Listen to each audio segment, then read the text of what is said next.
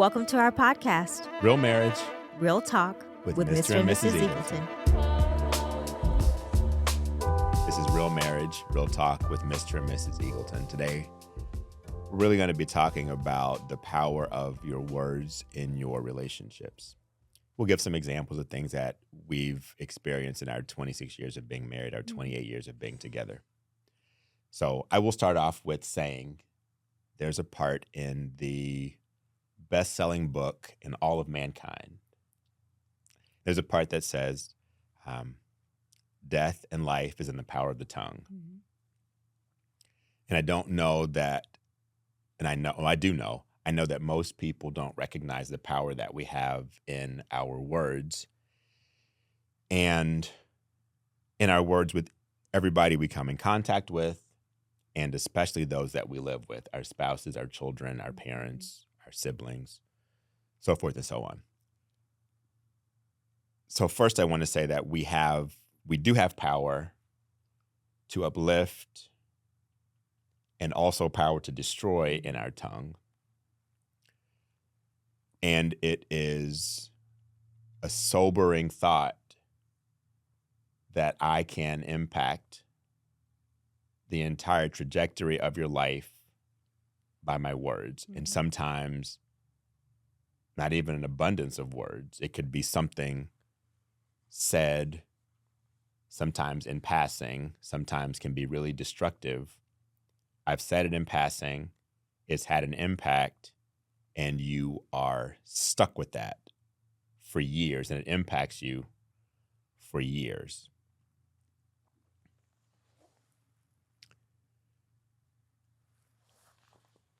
I realized that I, as your husband, have the power to make you feel pretty, attractive, mm-hmm. empowered, strong, mm-hmm. capable, conquering, whatever the word is, mm-hmm. whatever those things are. And I also have the power to make you feel unattractive, to make you feel inadequate, to make you feel insecure, to make you feel less than. Yes. All of those negative things.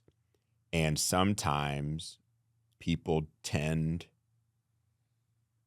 to use their words in a more destructive way than in a more positive way. Actually, I think it's probably more prevalent that people use their words negatively and they're trying to do it to affect change, right? They're trying to do it. So I used to work with a woman, and she was heavier, and she wanted to lose weight. She knew she was heavier, and her husband would yell at her to say, "You're fat, go run, go now." Like yell at her and say those things. And it's like, do you really think that that's encouraging her to take better care of herself? You're making her feel bad about something she already feels bad about. But in his mind, this is my way to affect change in yes. her for a positive result. Right. That's interesting. Right. I want to tear you down. Oh, you shame, guilt, yes, berating in order to achieve something positive. Right. And I think people do that all the time. I think they do it subconsciously. They really do think that they're trying to positively affect change in their relationship or in their partner. That goes to the example we spoke about earlier, calling someone out of their name and belittling them, or all of those negative things you say. You want them to take those. You need to grow up. I'm looking for a man, or you know what? Yes. So and it is understanding that you're not doing what you think you're doing. What you think you're doing. Right. You remember on Princess Bride when he kept saying, I don't think that word means what you think it means. Right. It's one of those instances like, I don't think you saying those words are doing what you think they're doing. And it goes back to, can I speak words that edify you? Can I speak words that minister grace to you? Can I speak words that lift you up? Mm-hmm. It's very easy to do the opposite because we tend to do that. And we've talked a lot about upbringing, and when maybe in my upbringing that's what I heard, mm-hmm. then I just give the only thing I have to give. I can't give something I don't have. True. So I give what I've been given, and it may be what I received. So I'm not real versed in speaking life. I'm not real versed in speaking positively. And so I give what I've been given. True. And then maybe you didn't receive anything else, and so you receive what I'm giving, and it can be detrimental to us. It can absolutely. I can remember now at 50 years old words that were spoken to me when I was a child, being disciplined, that are still hurtful now. Right. Because they're impactful. Those words are there. And those words linger. And they linger. Right. And I know my mother loved me and was rearing me, but I think she was, again, repeating how she was spoken to in the environment that she was in. And the woman who raised her, it was the same thing. So it's just perpetuated over and over again. And we only know what we know. We only know what we know. And we do the best we can until we know something different. Until we can do some reflection and go, maybe I should do differently. I don't want my children to feel like this. I don't want my spouse, my partner, to be cut, because you can't take the words back. Right. I do remember, and we have in our 26 years. I don't know that we did a lot of negative talk. I'm sure we have, but I remember one instance when I said we were talking about going to medical school, and I said, "Okay, babe, I want to do this, but I can't do this unless you were on board." And what you said was, "We can do this." So I had no more doubts that we could do this. And it was, we are going to medical school. We can do this. And so I felt like, okay, we can do this. Now I've got to do all the things necessary to do this. And my mentor, because I had a lot of problems with going to school full time and not working, right? Because you're a responsible person. You felt like, I'm responsible for my family. How can I take care of my family if I'm in school full time? Right. And he asked me a few questions. He said, "Is your wife on board with this?" But remember, it's also his uncle and godfather and mentor. Yes. And I was expressing my trepidation at doing that. And he said, "Let me ask you, is Tavari on board with this?" And I said, yes. He said, "When you do this, when you finish, will it put your family in a better position?" I said, yes. He said, "Then what's the problem?" I said, "Okay, there's no problem." He said, "So my advice to you is treat school like your job, like your full-time job. If you were working full-time, then if you worked 40 to 60 hours a week, then spend that time on school." And I took that to heart. So I had a work day. Now, medical school is longer than the studying in a week is more than a 40-hour-a-week job. At least for me, it was. And so I took that. So I was empowered by my wife saying, "We can do this." Because what I heard her say was, "You handle this, I'll handle this part. Together, we can make this work for us." And so my thought in medical school was, this is my full-time job. If I had a demanding job, I could work 60 to 80 hours a week. And so I will devote that time to school. I could not, in my mind, come home to you and say, I flunked out of medical school. I could not come home to you and say, I failed a test. Because this is my full-time job. You've told me we can do this. You've committed to handling this part of our lives while I handled this part of our lives. So it was my responsibility to make sure that I did whatever was necessary. And so school became my full-time job, and then the family. In that 4 years, no happy hours, no hanging out with classmates, nothing with people from school that didn't include you, because it was insulting to you for me to spend all this time away from the family studying and preparing for medical school. And then when I have free time to spend that time doing anything other than caring for you or caring for the family.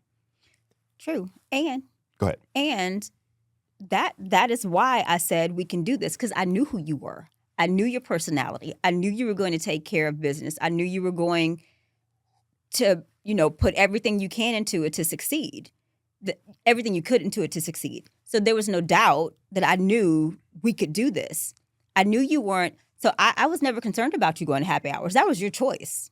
We never even had those discussions because you made those decisions, considering how insulting that would be to me. I never said that was Right. like I would be insulted or whatever. That was a choice you made in honoring our relationship, Right. and honoring the positions that we were in to go through that period of time.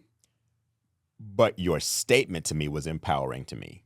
You, without a hesitation, and it was really out of ignorance, I think, because neither one of us understood what was required in medical school. No. And if medical school is different than any other education in 3 regards: pace, volume, and detail. And it was something that I had not experienced, and I went to school later in life. So I had been out of college for, 10 years, almost 10 years. Mhm. And so it was a very different undertaking. It was a very different thing for me. And it was more than I had ever experienced in terms of pace, volume, and detail. But I did feel empowered to do that because you said, we can do this. So your words empowered me, and I felt like, all right, the 2 of us, the 4 of us are going to make this happen, Mhm. and we can do this. Mhm. So the words that you speak to your spouse, the words that you speak are very important.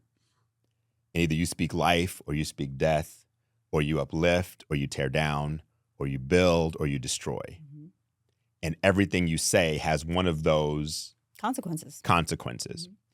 And your impact is really more important than your intent. It's very powerful. It's true. How you receive what I say is more important than my intention in saying it. Right. My intention is important. If I wasn't trying to hurt you, that's important. But the fact that you were hurt is more important. How it impacted me. Right. Yeah.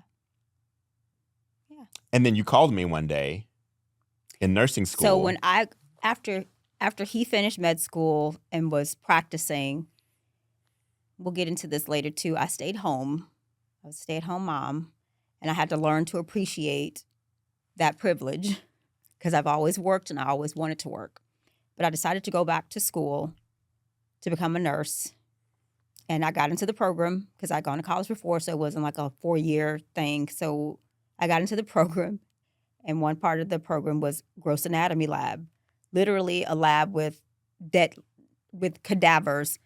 And for us, it wasn't even a whole body. Remember, it was just parts. tanks with body parts in them. So it's like, So- here's a tank of legs. Here's a tank of. at her nursing school, what the nursing program got were the cadavers after the medical students had already dissected them. But it was like kinesiology, PT. It wasn't just nursing. It was all of No, these I'm saying- other like medical. So the medical students dissected the cadavers, Right. and then all the other health professions Got the parts. got the parts Right. to identify Yes. anatomy or Yes. whatever. So imagine walking into a room and there's an arm on a table. Well, the smell, like the formaldehyde, the smell. Right. So I first walked into this because they had a time where you can just kind of go into the lab prior to actually starting labs. So you can see what was going on and kind of understand.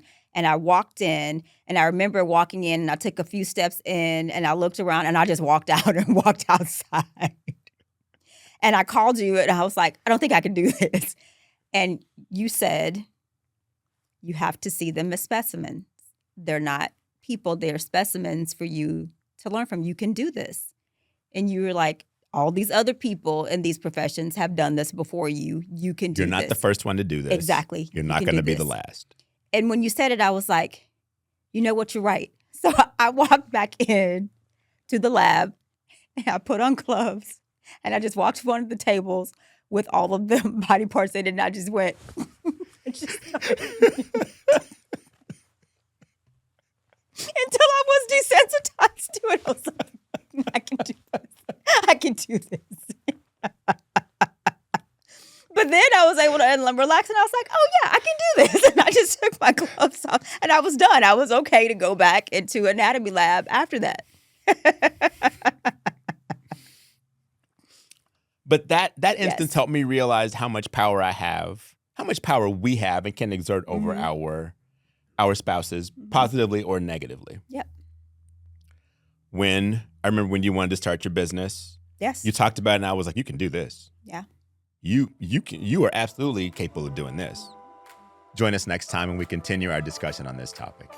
Thank you on the Real Marriage, Real Talk with Mr. and Mrs. Eagleton. You can also follow us on TikTok, Instagram, and YouTube at Mr. and Mrs. Eagleton.